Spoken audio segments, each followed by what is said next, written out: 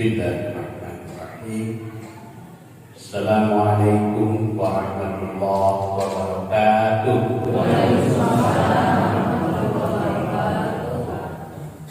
Inna hamdalillah nahmaduhu wa nasta'inuhu wa nastaghfiruh wa na'udzu billahi min shururi anfusina wa min sayyiati a'malina. May yahdihillahu fala mudilla lahu wa may yudlil fala hadiya lahu. Asyhadu an la ilaha illallah wahdahu la syarika lah wa asyhadu anna Muhammadan abduhu wa rasuluh. Allahumma shalli wa sallim wa barik ala abdika wa rasulika Muhammad wa ala alihi wa sahbihi amma ba'd.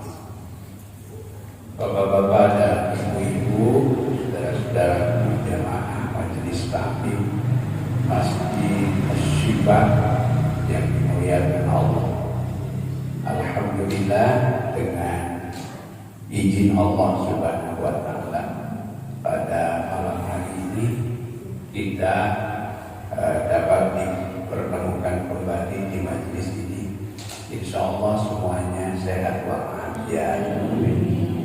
Mudah-mudahan kita senantiasa ada dalam curahan rahmat, berkah dan lindungan Allah Subhanahu wa taala. Salawat dan salam semoga senantiasa Allah curahkan kepada panutan agung junjungan alam Rasulullah sallallahu alaihi wasallam beserta keluarga dan para sahabat. Jamaah sekalian yang dimuliakan Allah, pada pengajian kita bulan yang lalu saya sudah menyampaikan satu materi, yaitu tentang tauhidul ibadah, yang coba saya terjemahkan secara lebih sederhana, yaitu refleksi ketauhidan dalam kehidupan sehari-hari. Sekedar mengingatkan bahwa setiap muslim sejati sepanjang sejarah kehidupannya pasti meyakini dua prinsip dasar ketauhidan, yaitu tauhid uluhiyah dan tauhid rububiyah. Iya maksud kedah dicepong we. Nah, buah dari keyakinan terhadap dua prinsip ini, maka setiap muslim itu berusaha untuk mempersembahkan segala ibadah dan amal solehnya semata-mata karena Allah. Bahkan ketika dia meminta, dia pun berusaha untuk meminta hanya kepada Allah. Jika dia meminta tolong, dia pun hanya berusaha meminta tolong kepada Allah.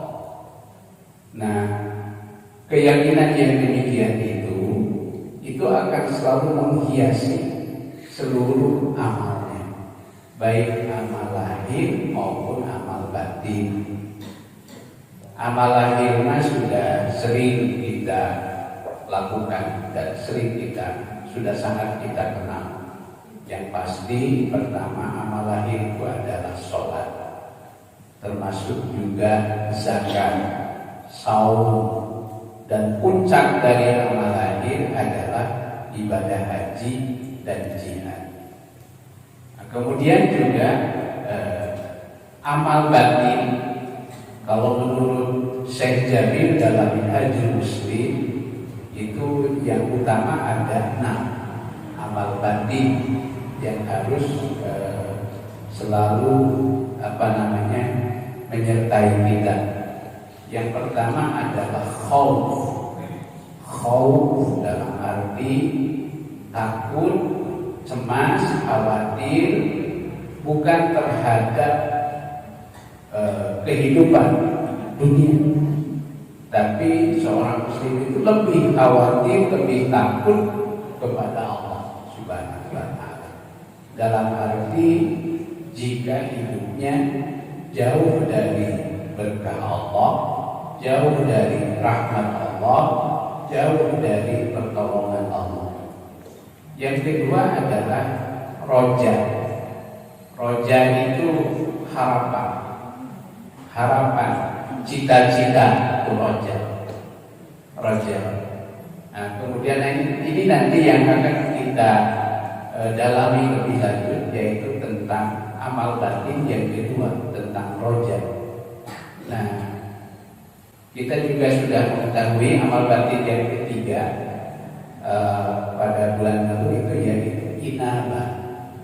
Inabah itu dalam arti kita selalu rindu untuk mudik kembali kepada Allah, tentu kembali dalam keadaan radiyatan mardiyah. Ya, inabah. Kemudian yang keempat adalah mahabbah, dan yang kelima disebut namanya ta'zim. Ta'zim itu penuh dengan hormat. Kemudian yang terakhir adalah tawakal. Nah, yang ingin kita perdalam pada pertemuan kali ini adalah tentang amal batin yang kedua, yang disebut namanya roja. Apa itu roja? Tadi sudah disinggung sekilas. Roja itu adalah harapan, cita-cita, keinginan. Dalam bahasa Arab, cita-cita, harapan itu ada dua ungkapannya. Ada roja, ada tamanni. Ya. Bedanya kalau roja, keinginan, cita-cita, tapi disertai dengan upaya, disertai dengan ikhtiar, disertai dengan kerja keras. Nah, bahkan mungkin bukan hanya kerja keras saya kira, tapi untuk mewujudkan satu roja itu dibutuhkan selain kerja keras juga kerja cerdas. Kerja keras, kerja cerdas, kerja tuntas, kerja sama, dan kerja ikhlas. Itu roja. Kalau tamanni itu angan-angan, itu hanya sekedar, namanya juga angan-angan. Jadi hanya berangan-angan saja. Kalau bisa bahasa Sunda juga hampir mirip secara ngalamun. Ngalamun, ulah loba ngalamun, bisi mau ngalaman. Itu tamanni namanya. Tamanni. Kalau tamanni itu angan-angan. Karena itu orang yang berangan-angan itu tidak pernah mengikutinya dengan kerja dengan amal. Dia malah cenderung orang yang berangan-angan itu malah bermalas-malasan. Itu namanya tamanni. Ya. Itu biasanya dalam bahasa Al-Quran itu ada ungkapan tamanni itu ya laitani kuntu turaba. Nanti orang-orang kafir di akhirat begitu menyesal terhadap masa lalu dari kehidupannya, sehingga mereka lebih berharap untuk daripada menjadi manusia yang perjalanan akhirnya seperti dirinya, maka lebih baik itu bahulah yang menjadi tangan akhirnya. Ya laitani kuntu turaba. Itu ingin sekali rasanya dulu itu aku menjadi tanah saja. Itu angan-angan namanya. Angan-angan. Jadi kalau angan-angan itu adalah satu keinginan, tapi tidak diikuti dengan usaha, tidak diikuti dengan amal. Nah, Ibu-Bapak sekalian, ternyata bagian juga dari ajaran penting dalam Islam untuk mewujudkan suatu roja, satu keinginan, satu harapan. Itu ada satu fasilitas dalam ajaran Islam. Ini bagian dari akidah. Ada satu fasilitas, ada satu media untuk mewujudkan cita-cita itu, keinginan itu, bahkan mungkin lebih dekatnya kita bisa menyebut hajat kebutuhan. Ada satu fasilitas yang diberikan oleh Allah Subhanahu wa Ta'ala. Disebut fasilitas itu dalam bahasa Al-Quran disebut namanya wasilah. Wasilah. Karena itu wasilah itu ternyata makna asalnya itu menurut ahli bahasa itu berasal dari kata al-wasil. Al-wasil itu artinya harapan, keinginan, ya, cita-cita. Al-wasil. Nah, media yang menghubungkan, perantara yang menghubungkan untuk menyampaikan kepada apa yang dicita-citakan itu disebut namanya wasilah.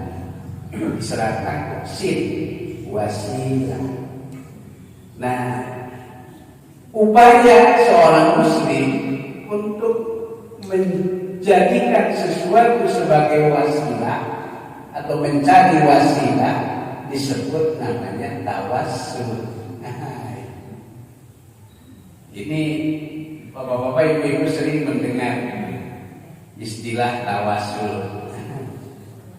Utamanya di daerah, ya, itu ketika kita akan menyelenggarakan satu hajat, ya, satu resepsi, satu acara besar, satu acara penting, maka biasanya para tokoh di situ menganjurkan ada hilaf kurang tawassulan. Ayah bahasa itu kan ada hilaf kurang kedah tawassulan. Tawassul.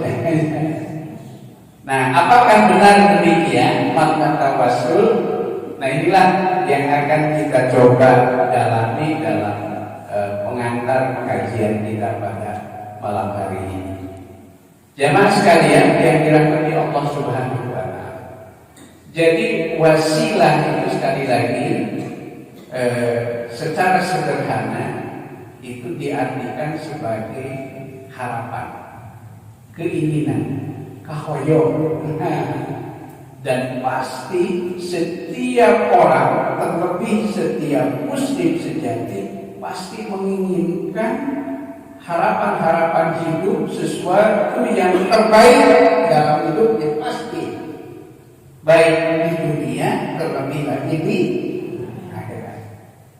Harapan, bahkan saya kira semakin tinggi tingkat keimanan seseorang, justru harapannya akan semakin baik, harapannya akan semakin tinggi pula, gitu ya.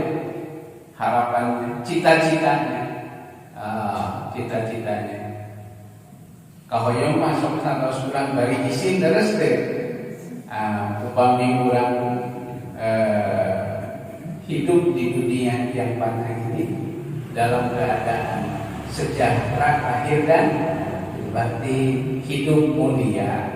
Kemudian ketika kita kembali ke hadirat Allah Subhanahu wa Ta'ala, ulang hoyong dengan keadaan husnul khotimah, teras ke mulihna urang hoyong dilebetkeun ku Allah kanaon kasawarga. Terus teh, oh cita-cita begitu kan, itu bahagia di dunia, itu bahagia di akhirat.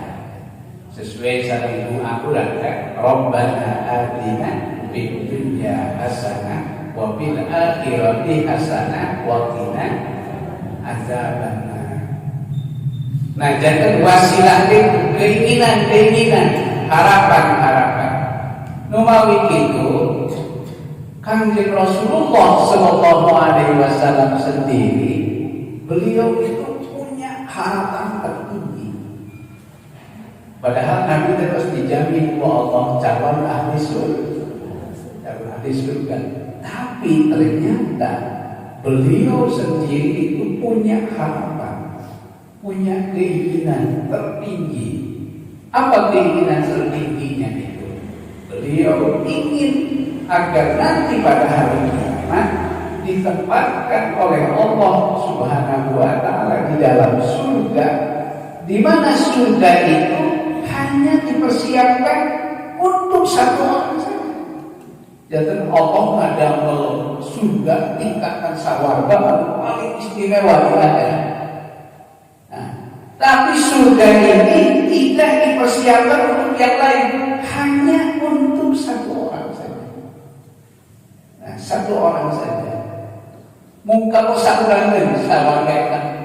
Kalau nah, Rasulullah SAW beliau menginginkan agar Allah berkenan untuk menempatkan dirinya di tempat tersebut.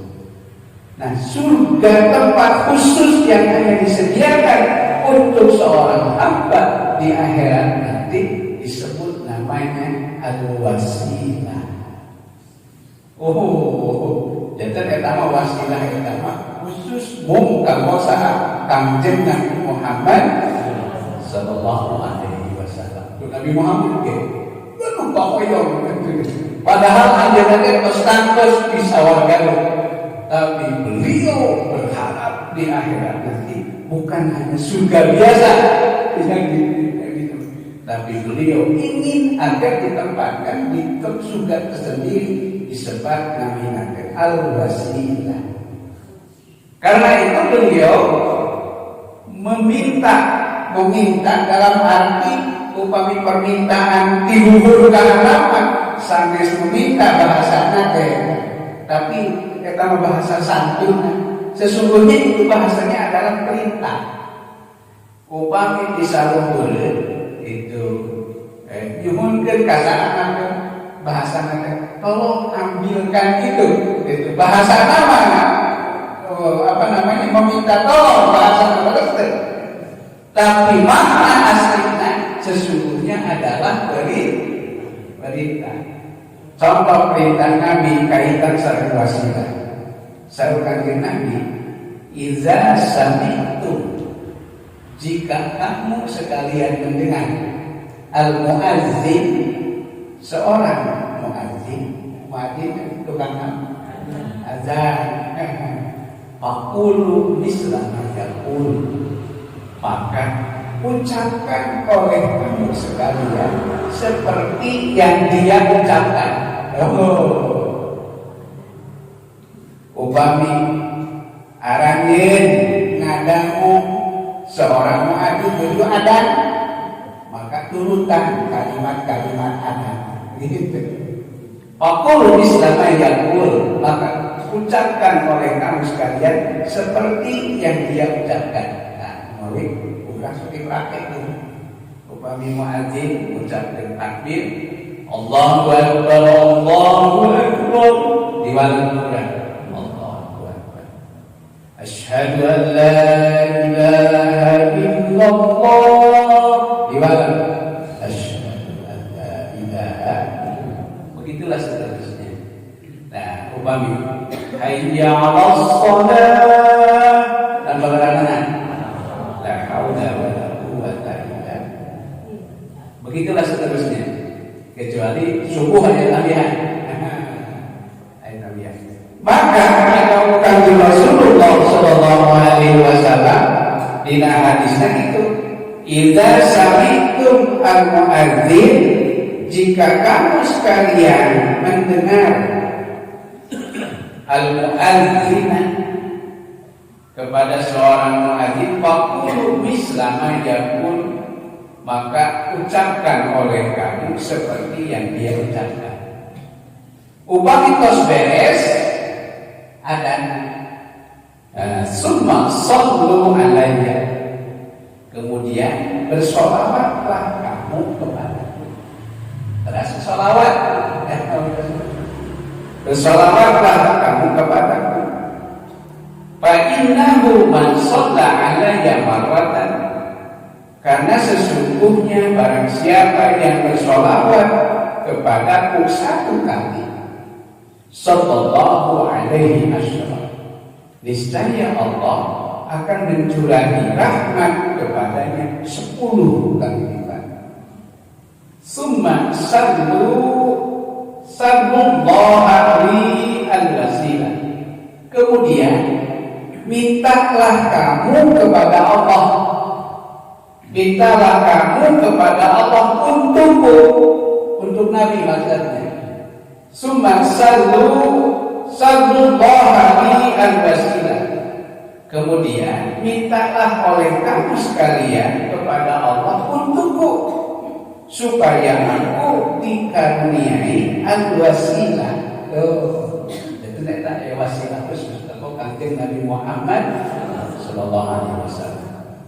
Fa'innaha, karena sesungguhnya dia yang diwasilah tersebut darajatun bil jannah, adalah derajat tersendiri di dalam surga, la tanbaghi, yang tidak layak ditempati illa li abdin, kecuali untuk seorang hamba min ibadillah, bagi dari hamba-hamba Allah.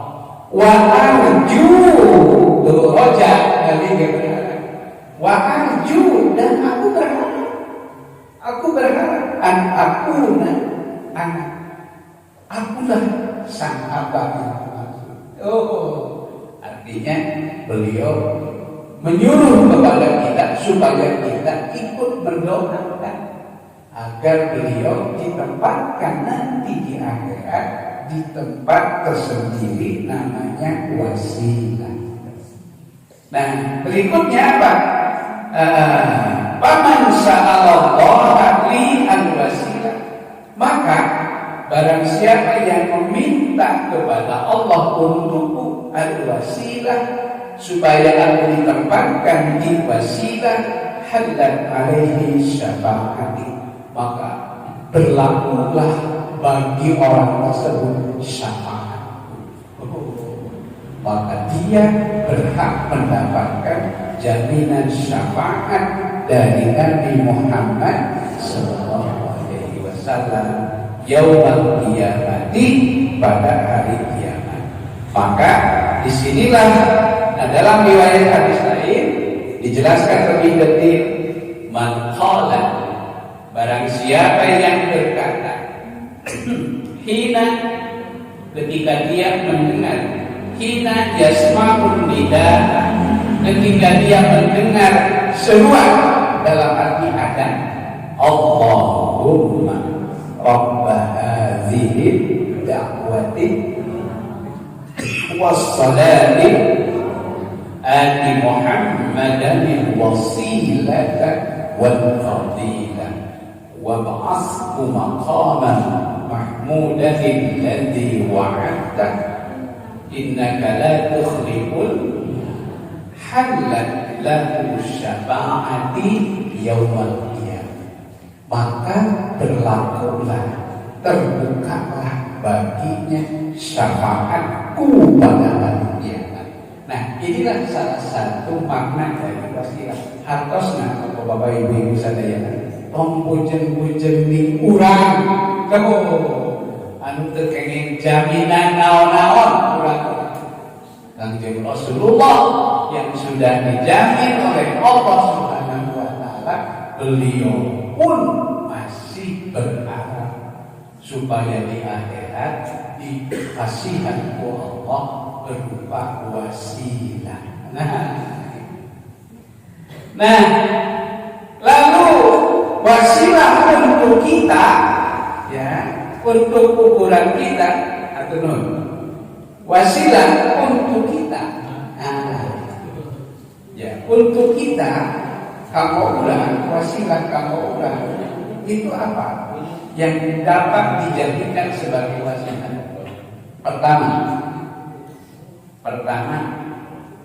mungkin selama hidup kita punya amal soleh yang dibanggakan di hadapan Allah. Ya, sesederhana apapun. Boleh jadi sepanjang hidup kita sebagai hamba Allah dan sebagai seorang mukmin, insya Allah kita punya amal soleh yang dibanggakan di hadapan Allah. Maka di antara sesuatu yang dapat dijadikan sebagai wasilah, yang pertama adalah amal soleh. Contohnya seperti di hadis sering disampaikan, seperti yang dialami oleh 3 orang pemuda, 3 orang hamba yang terkurung di dalam gua, dan dia setelah berusaha dengan berbagai ikhtiar, tapi dia tidak berhasil keluar dari dalam gua, hingga akhirnya mereka bertiga bersepakat, mari kita bertawassul pada Allah. Dengan apa? Barangkali selama hidup kalian, kita punya amal yang bisa dibanggakan di hadapan Allah. Akhirnya bergiliran masing-masing orang untuk menceritakan, barangkali ada amal. Diceritakanlah orang pertama adalah seseorang yang menyampaikan amal solehnya di hadapan Allah, bahwa dia suatu ketika dia pernah berbuat baik kepada kedua orang tuanya yang sangat dia cintai. Ini disebut namanya birrul walidain. Ya, ketika itu orang tuanya menginginkan minuman, air susu katanya gitu. Lalu dia berusaha mencari air susu itu. Kemudian setelah dia dapat air susu itu, ternyata orang tua yang menginginkan itu sudah tertidur lelap. Kemudian ketika itu anak-anaknya menginginkan air susu itu, tapi kekeh sama orang itu, jangan, ini bukan untuk kita, ini untuk orang tua kita. Bukan kok itu ya. Itu akhirnya mereka semua berusaha menahan diri dari meminum air itu karena saking ingin memberkahkan kepada siapa? Kepada orang tuanya. Maka lalu dia berdoa, ya Allah, jika apa yang aku lakukan amal soleh tersebut sesuatu amal yang dapat dibanggakan di hadapanmu, maka tolonglah aku dari kesulitan ini. Nah, itu satu. Kemudian terbukalah satu pertiga dari batu. Kemudian yang kedua, giliran seorang pemuda. Seorang pemuda itu dia ceritanya jatuh cinta kepada seorang wanita. Tapi si wanita itu dia belum berkenan untuk menerima keinginannya. Hingga suatu saat dia mengalami suatu masalah finansial, lalu dia datang meminta tolong kepada sang pemuda, dan dia pun untuk menolong. Akhirnya dia bilang, baik, Anda akan saya tolong, tapi dengan syarat. Syarat dan ketentuan berlaku. Syaratnya apa? Anda harus melayani apa yang saya inginkan. Termasuk dia bersedia untuk mempersembahkan kehormatan dirinya bagi sang pemuda. Tapi ketika hal itu akan terjadi, tiba-tiba sang pemuda tadi dia merasa sangat takut sekali akan dosa jika hal itu dilakukan. Inni akhafullaha rabbal alamin. Sesungguhnya aku takut terhadap Allah sekalian. Akhirnya maka ditinggalkanlah wanita yang dicintainya itu, dan finansial yang dia berikan, dia tinggalkan, dia berikan tanpa dia meminta apa. Maka sang pemuda itu lalu berkata, ya Allah, jika apa yang pernah aku lakukan ini merupakan amal soleh yang terbaik di hadapanmu, maka tolonglah aku dari kesulitan ini. Ini tidak ada ikhtilaf. Jadi itu salah satu bentuk tawassul melalui amal soleh. Kalau yang ketiga kan ceritanya seorang pengusaha. Jadi diceritakan dalam hadis riwayat dalam bab tentang taubat kalau tidak salah dalam kitab Riyadhus Shalihin. Nah, termasuk juga amal soleh yang dapat kita jadikan sebagai media untuk tawassul adalah apa? Yaitu berupa ucapan-ucapan yang baik. Dalam bahasa Al-Quran disebut namanya kalimat thayyibah. Kalimat thayyibah. Ini didasarkan pada firman Allah Subhanahu wa taala. Allah Subhanahu wa taala berfirman di dalam Al-Qur'an, "A'udzubillahi minasyaitonir rajim. Ilaihi yas'adul kalimu thayyibu wal 'amalus shalihu yarfa'u." Diangkat kepadanya kalam-kalam yang baik dan amal soleh ditinggikannya. Dalam surah Fatir ayat 10. Nah, jadi ibu dan bapak sekalian, kalimat-kalimat yang baik yang diucapkan itu ternyata bisa dijadikan sebagai salah satu media untuk bertawassul kepada Allah Subhanahu wa taala. Karenanya termasuk doa yang mustajab yang dapat kita panjatkan adalah di antaranya setelah kita membacakan kalimat-kalimat zikir, ya. Maka disitulah setiap kita habis sholat, maka dianjurkan agar kita memperbanyak zikir dengan kalimat-kalimat thayyibah, minimal yaitu dengan kalimat subhanallah walhamdulillah wala ilaha illallah wallahu akbar. Jadi Nah, ini lakukanlah oleh kita dengan penuh kekhusyuan.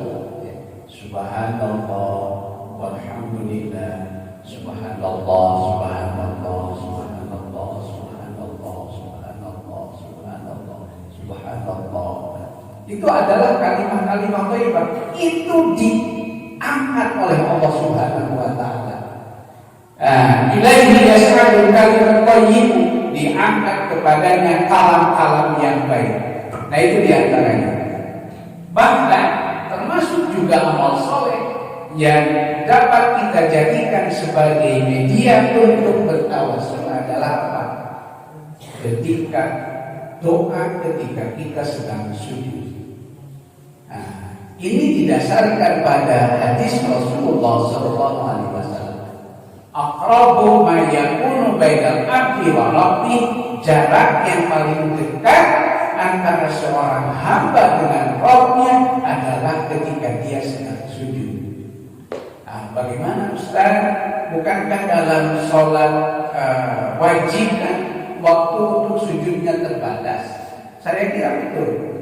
Dalam sholat wajib waktu sujud kita terbatas, tapi kita ada peluang doa yang mustajab, yaitu doa di antara dua sujud.